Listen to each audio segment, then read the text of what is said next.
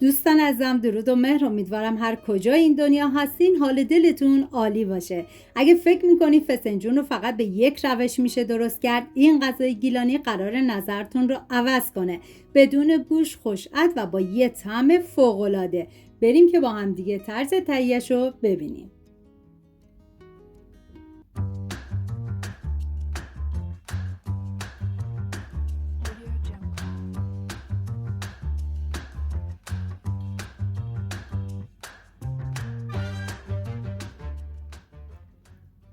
سه عدد بادمجون رو به صورت حلقه‌ای برش میزنم. به هر روشی که راحت هستید تلخی بادمجون رو بگیرید.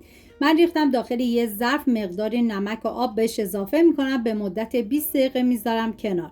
بعد از 20 دقیقه از آب نمک خارج میکنم و بادمجون رو خشک میکنم. 3 عدد پیاز رو با استفاده از دنده درشت رنده میکنم. من غذاهای سنتی زیادی درست کردم و همچنین غذاهای گیاهی که لینکش رو داخل دیسکریپشن گذاشتم. دوست داشتید ببینید، درست کنید و از خوردنش لذت ببرید. پیاز رنده شده رو بدون اینکه اول روغنی اضافه کنم میریزم داخل قابلمه، هم میزنم، زمان میدم تا آب پیاز گرفته بشه.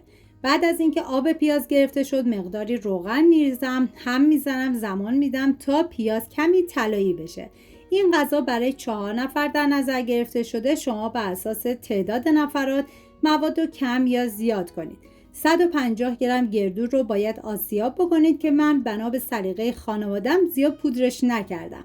و بعد از اینکه پیاز کمی طلایی شد گردوی خرد شده رو میریزم، هم میزنم و میذارم به مدت 1 دقیقه با حرارت خیلی کم تف بخوره و در طی زمان این 1 دقیقه حتما چندین مرتبه هم بزنید. 2 قاشق غذاخوری رب انار ملس رو میریزم که شما به اساس ذائقه خودتون میتونی از رب انار شیرین هم استفاده کنید. بعد از اینکه رب انار رو ریختم هم میزنم و میذارم با حرارت کم به مدت 15 ثانیه تف بخوره. دم گیلانی های عزیزمونم گرم با این غذاهای متنوع و فوق العاده خوشمزه شون. واقعا یکی از خوشمزه ترین غذاهای سنتی بود که تا به امروز درست کردم. 3 لیوان آب سرد میریزم و بعد درب قابلمه رو به صورت نیمه باز میذارم تا زمانی که به جوش بیاد.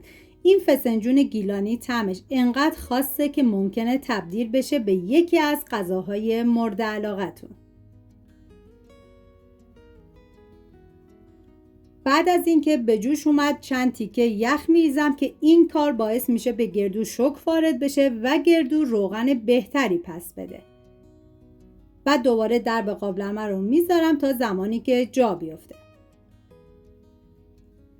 بعد از 45 دقیقه 3 قاشق غذاخوری شکر بهش اضافه میکنم که شما اگه دوست دارید خیلی شیرین تر بشه مقدار شکر رو بیشتر کنید. هم میزنم و دیگه بهش زمان میدم.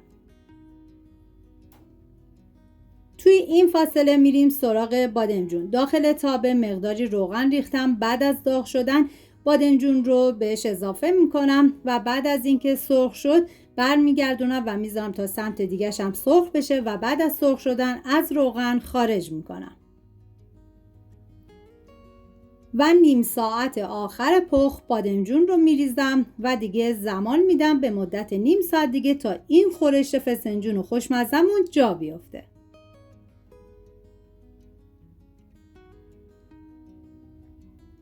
خب این هم از این غذای خوشمزه و اصیل گیلانی، یک مدل متفاوت از فسنجون که بدون گوشت درست میشه و طعم خیلی خاص و دلچسبی هم داره. حتما امتحانش کنید و تو کامنت ها برام بنویسید شما فسنجون رو بیشتر با چه طعمی دوست دارید، ترش، ملس یا شیرین.